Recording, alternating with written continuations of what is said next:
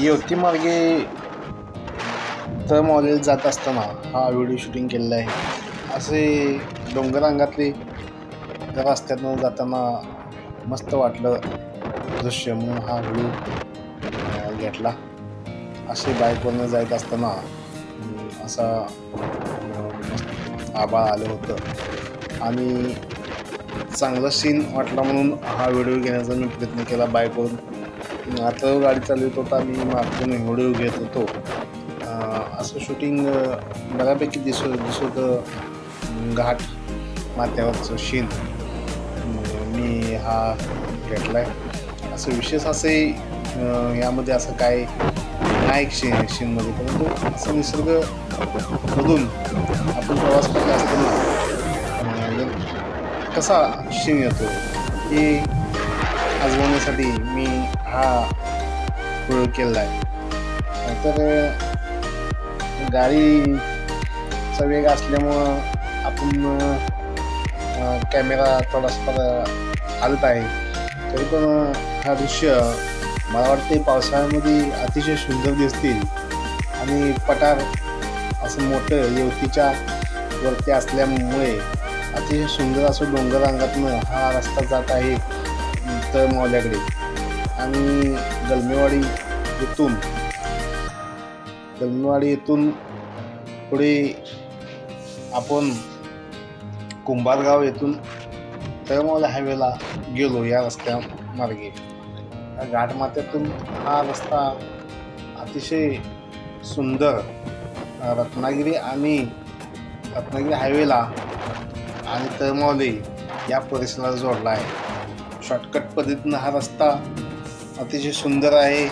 चांगल्या प्रकारे तळमॉलीला जाण्यासाठी हा रस्ता आपल्याला उपयोग पडतो।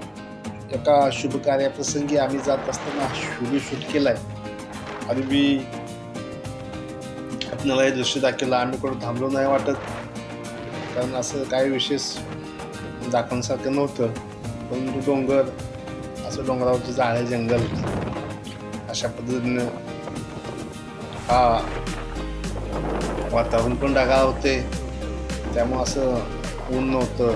असं बऱ्यापैकी शीन रानात लोक पेरण्यासाठी आलेली होती आणि बऱ्यापैकी हा दृश्य काढण्याचा प्रयत्न केला आणि मस्त असा हा दृश्यपात पडणार आहे की डोंगर रांगा, दरी खोरे, रस्ता त्यामधून अतिशय अशा गावाला मस्त हा दृश्य आहे।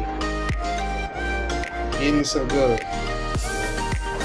पावसाळ्याच्या दिवसात अतिशय चांगला म्हणजे दृश्य पाहण्याचा आपल्याला मिळेल। आणि गलमेवाडीच्या वरती घाटातून जातानाची दृश्य आहेत। घाट लागलेलं आहे आणि कोणीतरी म्हटलंय काय ते डोंगर, काय ते झाडी, त्या परिसरात असं सगळंच मस्त सुंदर असं चित्र अशा पद्धतीने ही झाडी, हे डोंगर आणि लयच भारी रस्ता देखील इकडे चांगला आहे। इथून जाताना अशी रस्त्याच्या दुधपा ही झाडी हिरवीगार अशी दिसत आहेत आणि त्यामधून प्रवास करताना अतिशय आनंद होत आहे। अतिशय म्हणजे शांतता या घाटामध्ये आहे आणि दुतर्फा रस्त्याच्या झाडे भरपूर प्रमाणात आहेत, जंगल असल्यासारखा हा परिसर दिसत आहे। आणि इथून खाली उतरल्यानंतर गलमेवाडी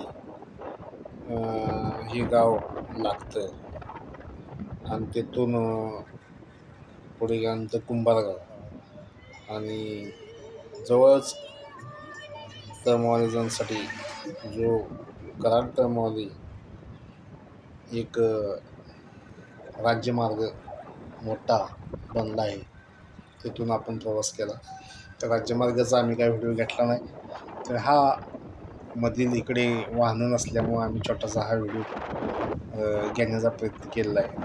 तर अशी ही छोटी छोटी वाड्या वस्त्या मध्ये आम्हाला प्रवास करताना आढळून आल्या आणि डोंगरावरती पवनचक्कीचे दृश्य देखील दिसत आहे। तर काही ठिकाणी डोंगर माथ्यावर पवनचक्क्याची देखील शूटिंग करण्याचा मी प्रयत्न केलेला आहे. तर समोर आपल्याला दिसेलच, पहा ते पवनचक्क्या दिसत आहे डोंगरावरती, आणि ही झाडे, ही गावची तांबडी माती, आणि लोकांनी आता मेहनत केली आहे रानामध्ये. पेरणीचे दिवस जवळ आलेले आहेत. लोक रानामध्ये देखील दिसत आहेत जाताना. तर असं थोडासा ओळी स्वरूपाचा पाऊस पडल्यामुळे हिरवळ ही आजूबाजूच्या परिसरात सभोवताली हिरवळ आपल्याला दिसत आहेत, आणि छोटी छोटी वाड्या, वस्ती, गावं लागत आहेत.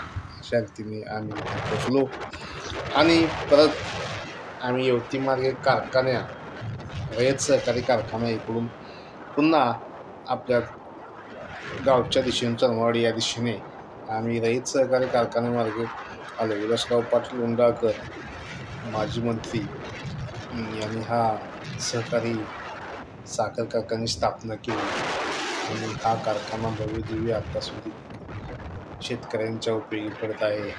इथे लोकांचा ऊस गळीत हंगामात मोठ्या प्रमाणात या ठिकाणी तोडकरी मंडळी असते. या गाड्या त्यांच्या कारखान्याच्या तोडकऱ्यांना दिल्या जातात.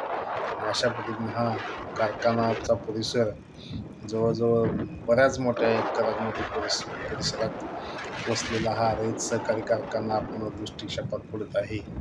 आणि विलासराव पाटील उंडाळकरांनी हा कारखान्याची स्थापना केली. आणि त्यानंतर आम्ही एका दुसऱ्या प्रसंगी कारच्या माध्यमातून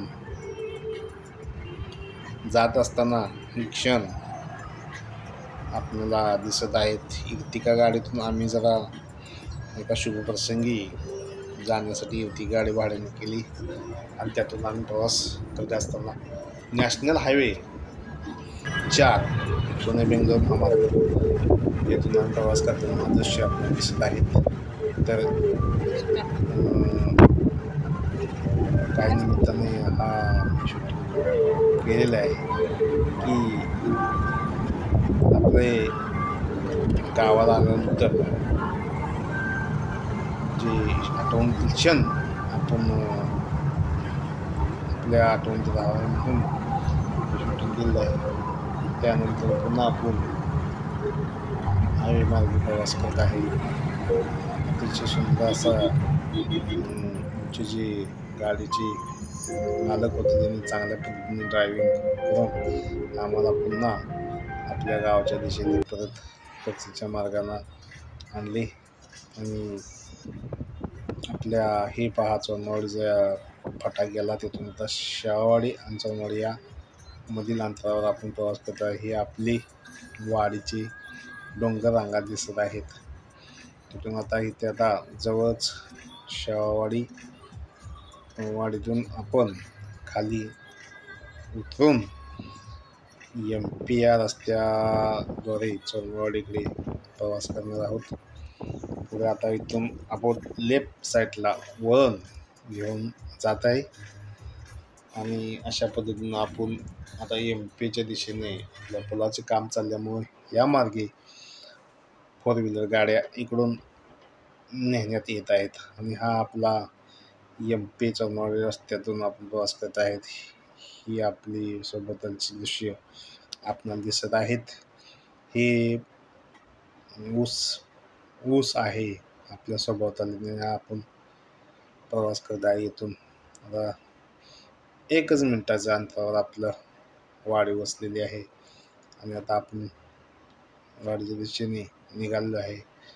आणि आपल्या शिवार परिसर हा, आणि आपल्या शिवारात भैरवनाथ मंदिराची कमान शिखर आपल्याला दिसत आहे. मस्त असं सुंदर असं हे दृश्य आपल्या वाडीच्या शिवाराचे, आणि हे डोंगर. आता असा प्रवास आमचा झाला आहे.